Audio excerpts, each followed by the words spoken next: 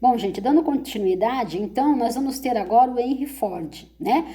O Ford, ele era um empresário, né, um empreendedor do início do século XX. Ele já tinha montado algumas empresas que não deram certo, abriram falência, quando ele ouve falar sobre as teorias do Taylor. Então, ele resolve estudar, né, as teorias do Taylor e colocar em prática na sua fábrica, que era uma fábrica de produção de automóveis. E aí nós temos a Ford até os dias atuais. Então, o Ford ele vai pegar a teoria da administração científica do Taylor e ele vai colocar em prática em uma linha de uma linha de montagem realizando a produção em massa, né? No caso, a produção de automóveis.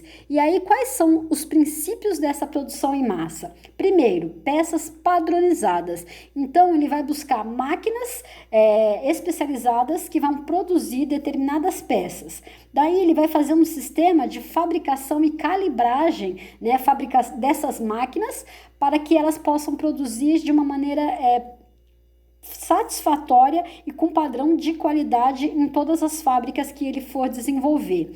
Ele vai também instituir o padrão e o controle de qualidade. Vai simplificar essas peças o máximo possível e também simplificar todo o processo produtivo, tá certo? Então, por isso que nós vamos ter que os primeiros automóveis da Ford serão todos automóveis pretos com o mesmo modelo. Por quê? Ele com esse processo de simplificação, ele consegue então produzir produtos mais baratos e em grande escala. Os trabalhadores, eles serão então trabalhadores especializados.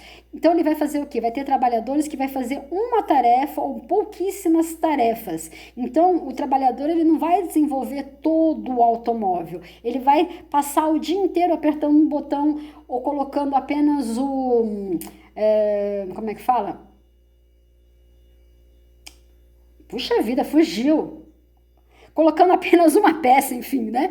O pneu, lembrei a palavra pneu, né? Ou colocando um pneu, então vai passar o dia inteiro colocando pneu no automóvel, o outro vai passar o dia inteiro colocando o câmbio, o outro vai ficar, entendeu? Por quê? Com isso, na concepção do Ford e do Taylor, o trabalhador vai ficar super especializado, vai produzir cada vez mais e errando cada vez menos. Depois a gente vai ver se isso é verdade ou não, tá?